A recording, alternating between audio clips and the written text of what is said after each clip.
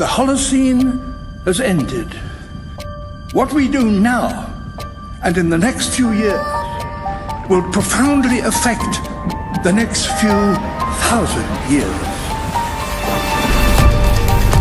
The only conditions modern humans have ever known so far are changing, and changing fast. Nothing stays the same on this planet. Everything changes. The Earth is going into one of these jumps, and you don't know what is going to be on the other side of those jumps. The Earth is always jumping.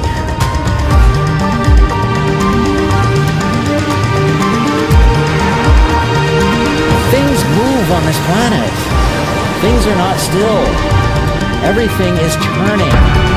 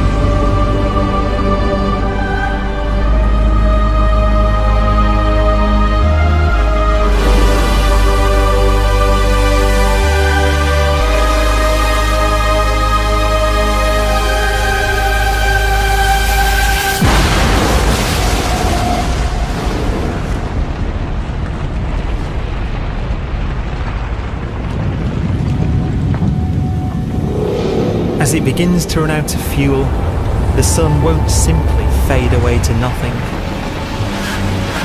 Its core will collapse, and the extra heat this generates will cause its outer layers to expand.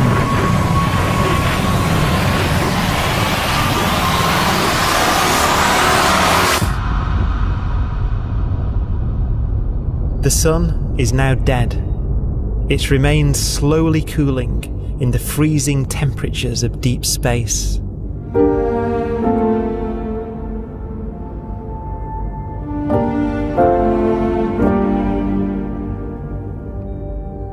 The fate of the sun is the same as for all stars.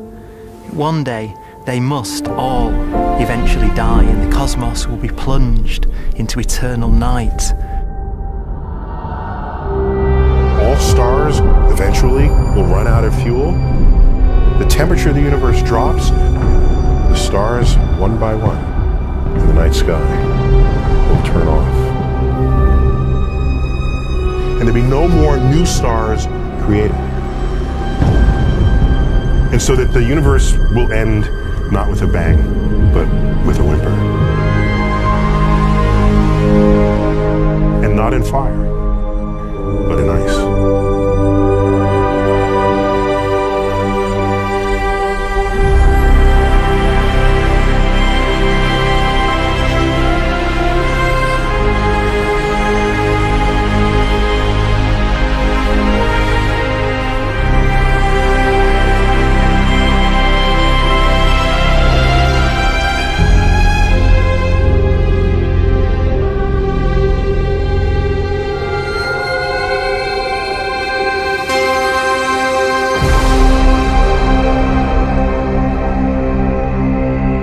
With no fuel left to burn, a white dwarf's faint glow comes from the last residual heat from its extinguished furnace.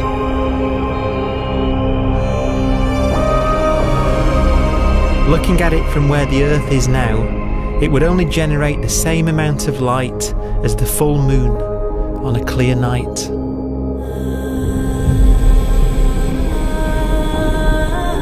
The faint glow of white dwarfs will provide the only illumination in a dark and empty void littered with dead stars and black holes.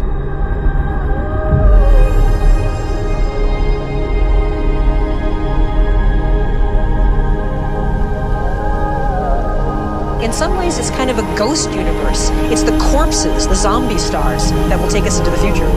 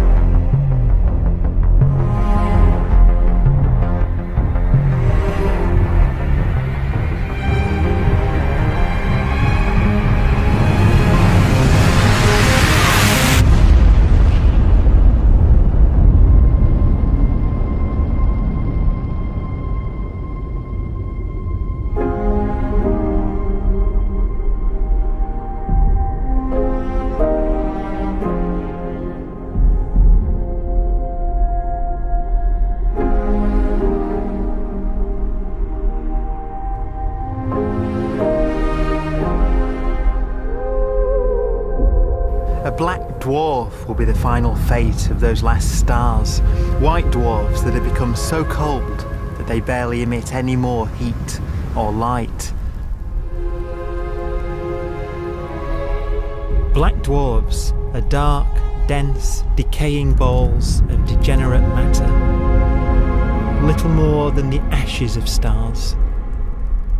Their constituent atoms are so severely crushed that black dwarfs are 1,000,000 times denser than our sun.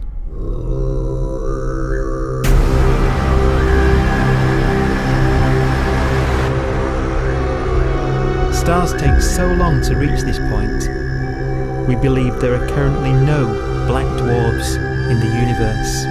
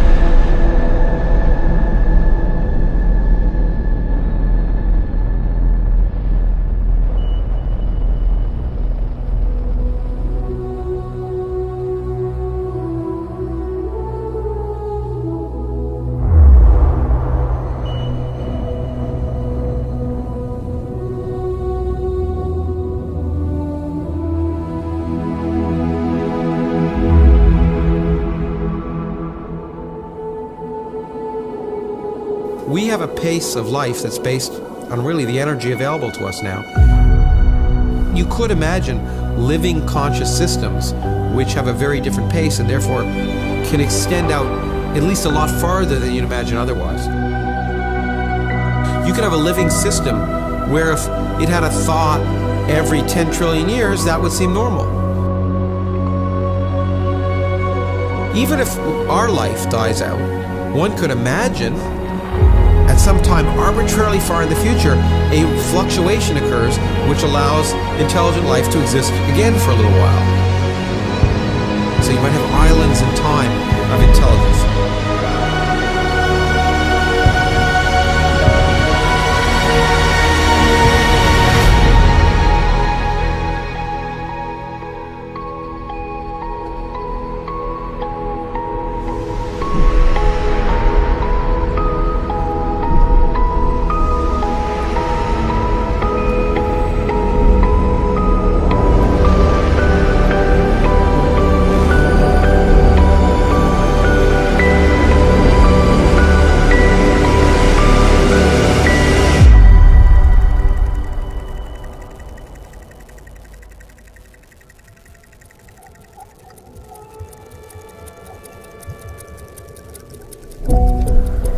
Proton, one of the fundamental building blocks of atomic matter, of what makes us up, can just spontaneously fall apart. Any material that evades the pull of a black hole eventually dies away as its protons disintegrate.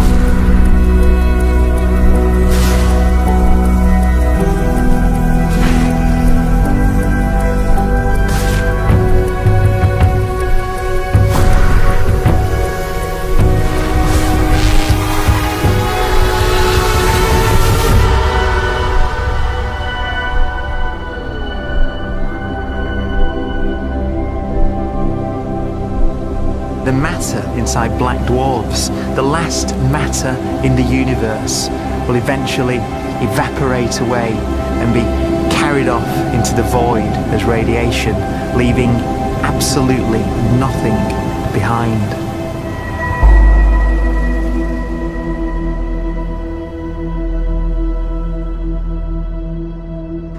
With the black dwarfs gone, there won't be a single atom of matter left. All that will remain of our once rich cosmos will be particles of light and black holes.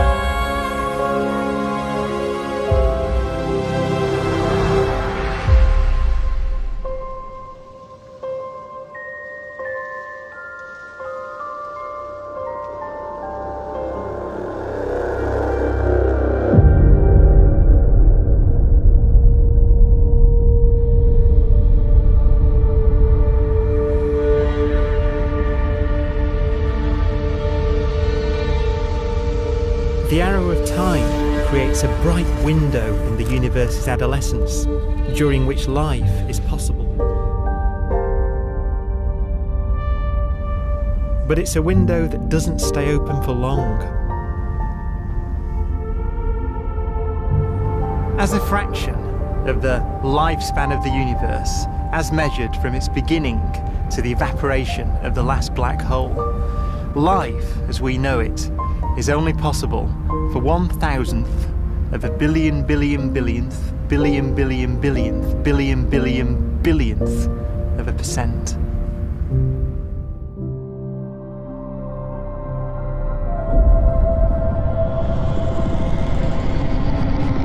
Black holes become the fundamental building block of the universe. A galaxy will basically be a supermassive black hole in a center with smaller black holes orbiting it. Zombie galaxies filled with black holes continue to evolve.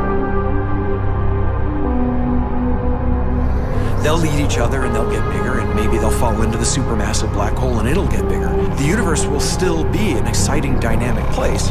It's just that the timescales you're talking about are now trillions of years instead of thousands or millions of years.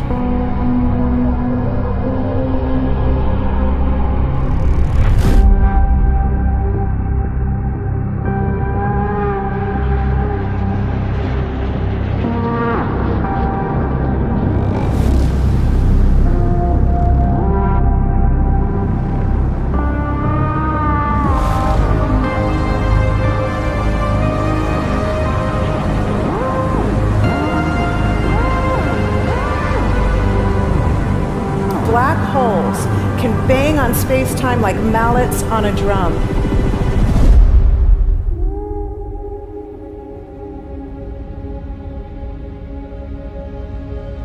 And they have a very characteristic song.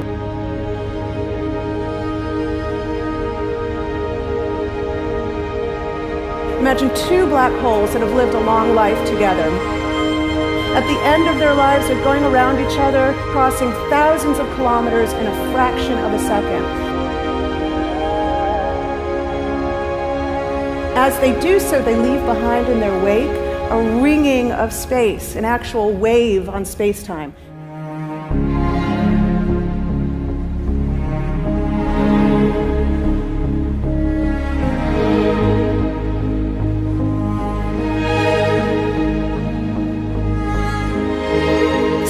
squeezes and stretches as it emanates out from these black holes banging on the universe.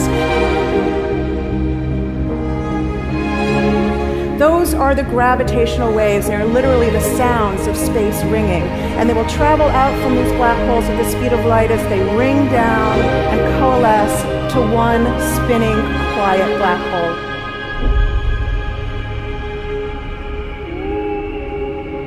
If you were standing near enough, your ear would resonate with the squeezing and stretching of space. You would literally hear the sound.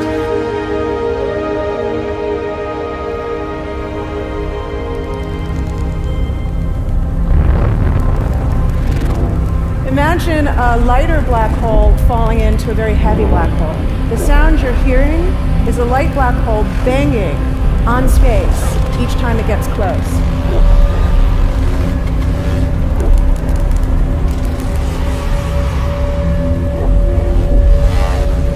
As it falls in, it gets faster and it gets louder.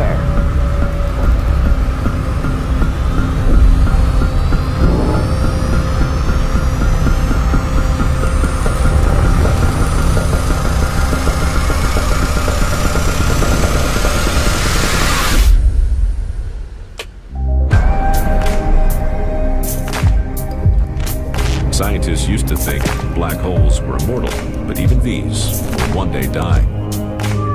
Now we're talking about timescales of unimaginable length, quadrillions of years into the future. On that timescale, even the black holes begin to evaporate.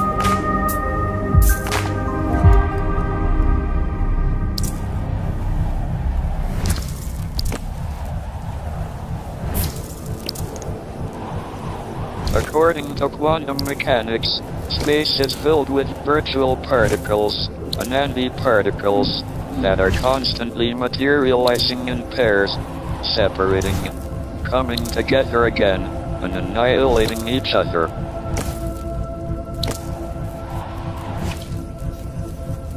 In the presence of a black hole, one member of a pair of virtual particles may fall into the hole, leaving the other member without a partner with which to annihilate.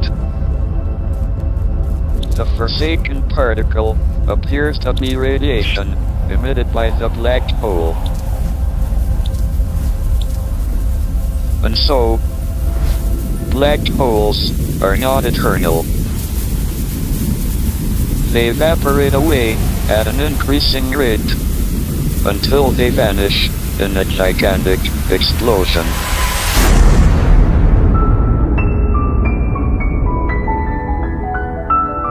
Quantum mechanics has allowed particles and radiation to escape from the ultimate prison, a black hole.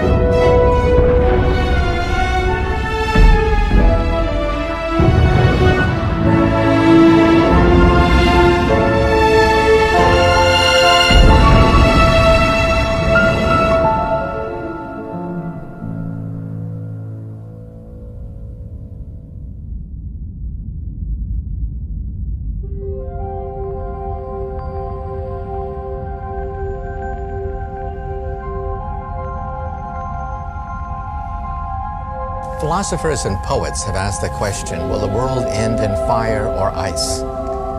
We can now give an answer. The latest evidence shows that the universe is not slowing down, but it's speeding up out of control. And the universe, we think, will die in ice. Trillions upon trillions of years from now. Empty space itself has energy. In every little cubic centimeter of space, whether or not there's stuff whether or not there's particles, matter, radiation, or whatever, there is still energy, even in the space itself. And this energy, according to Einstein, exerts a push on the universe. What is the weird stuff that's accelerating the universe?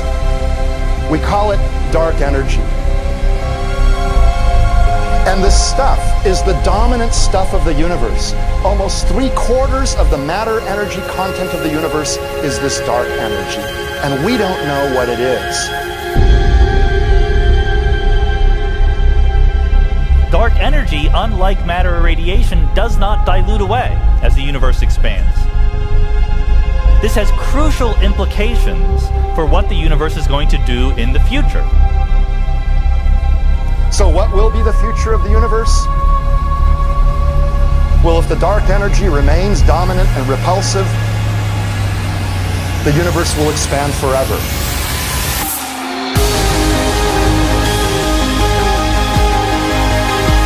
Faster and faster and faster with time.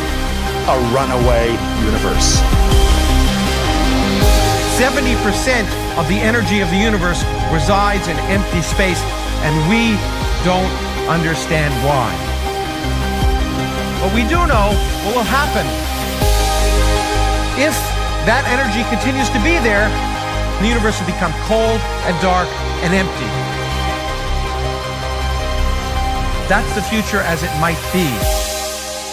We don't know because we don't yet understand the nature of dark energy. Until we do, we won't know the future. We won't even understand our own origins, and that's why we want to know and study this subject.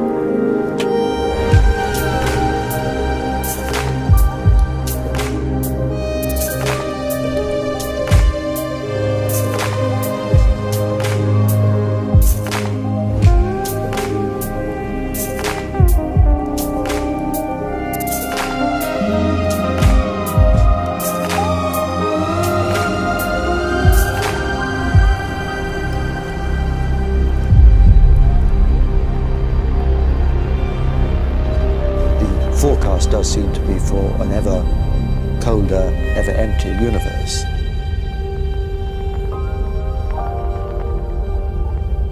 But then, of course, we have to ask, could that end lead to a new beginning? And there are ideas whereby what actually is the end of our universe could in some sense be linked to the beginning of a new one.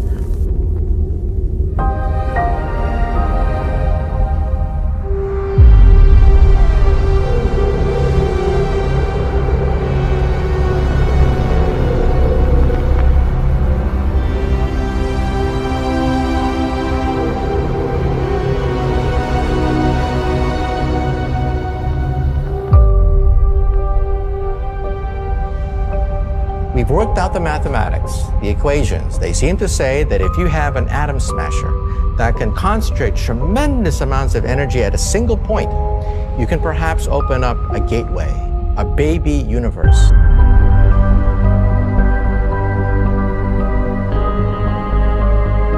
Facing the death of everything there is, this perhaps is their only possibility of escape. And this also raises a very intriguing possibility, sheer speculation of course, that perhaps any universe that has intelligent life in it will create baby universes, will create lifeboats, and proliferate child universes. So an evolution may take among universes in the multiverse. Survival of the fittest may take place. So those universes which do not have intelligent life are infertile. They have no children. But those universes that have mild temperatures, stars like us, would create civilizations that could open up child universes, and they would then proliferate.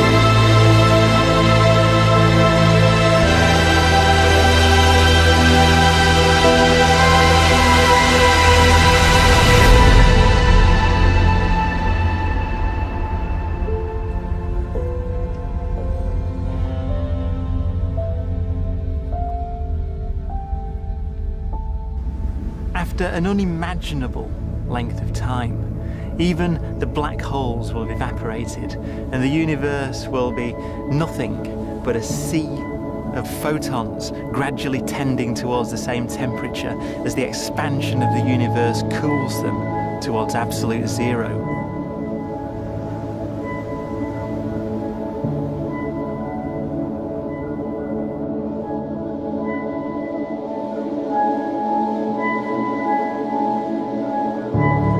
Once the very last remnants of the very last stars have finally decayed away to nothing, and everything reaches the same temperature, the story of the universe finally comes to an end. For the first time in its life, the universe will be permanent and unchanging. Entropy finally stops increasing because the cosmos cannot get any more disordered. Nothing happens, and it keeps not happening forever.